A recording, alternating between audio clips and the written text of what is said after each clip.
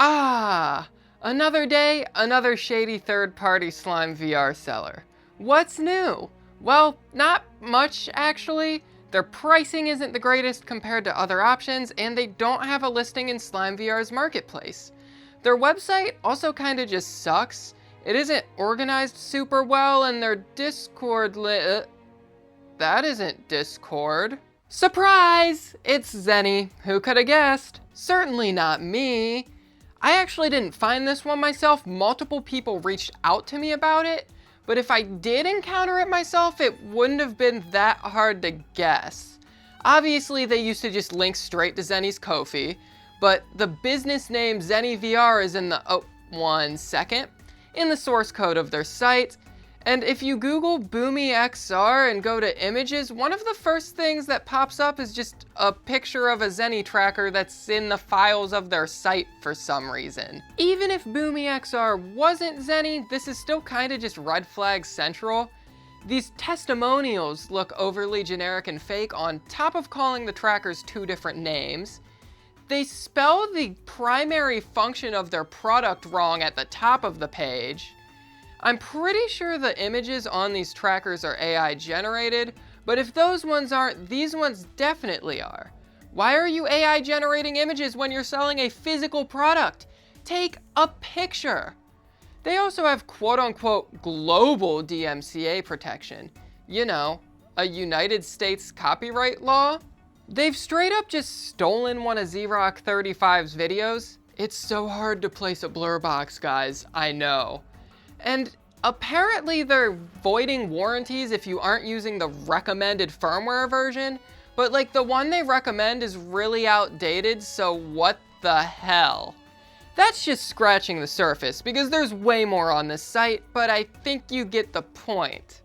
This is a company that doesn't really seem to care about what they're selling and probably aren't the most reputable either. But if you've seen my video on Zeni, you already know that. They've gotten worse since those days though. I mean, you saw the thumbnail. Northern California District Court. BumiXR, case number blah blah blah. A United States court case. By this point, I just don't trust their website to provide factual or useful information, so I'll look it up myself. How peculiar. This case number seems to lead to an Epic Games vs. Apple case. BumiXR faked a court order. So courts just don't reuse case numbers. There was also a bunch of other stuff that was just off about this page. They had a snip of the judge's signature at the bottom of it, and then the YouTube channel they allegedly took down was spelling official incorrectly.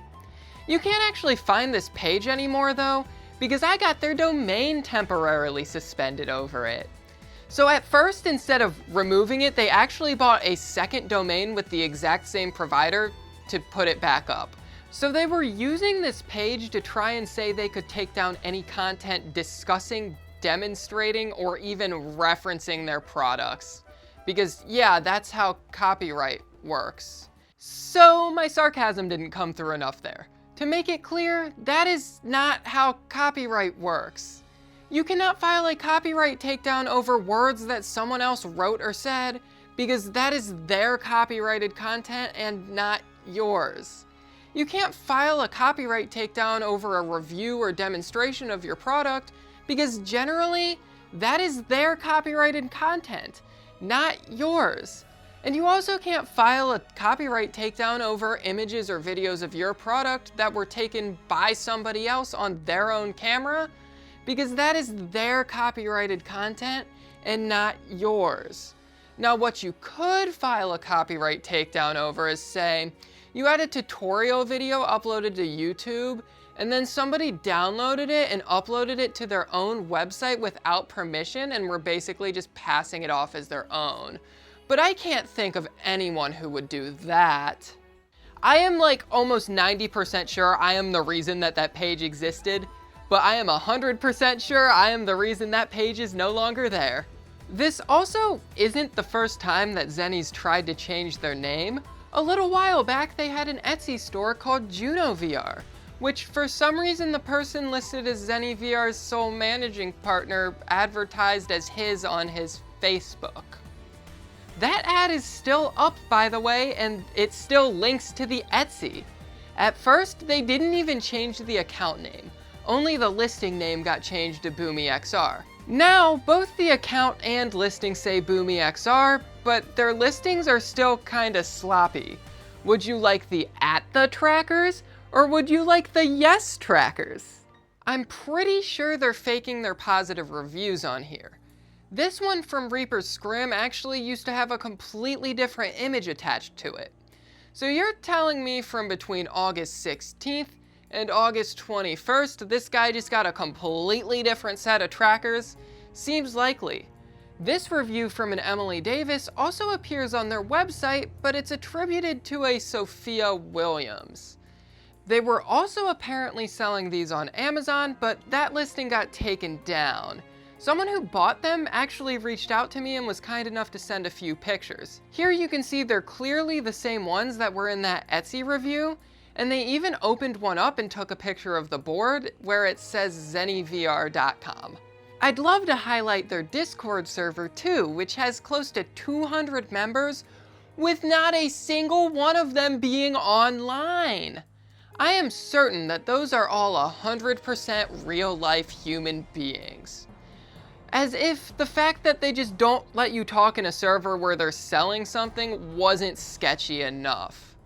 They also plan on selling face tracking, full body tracking that, and I quote, is approved for use in pools, and VR gloves.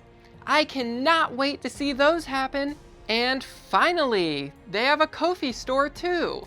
I'm pretty sure I caught them in the middle of trying to inflate their sales, because a number of their products are set to cost 1 cent. Here on the main page you can see the number of supporters they've had, which I'm pretty sure is the number of unique people that have sent them money.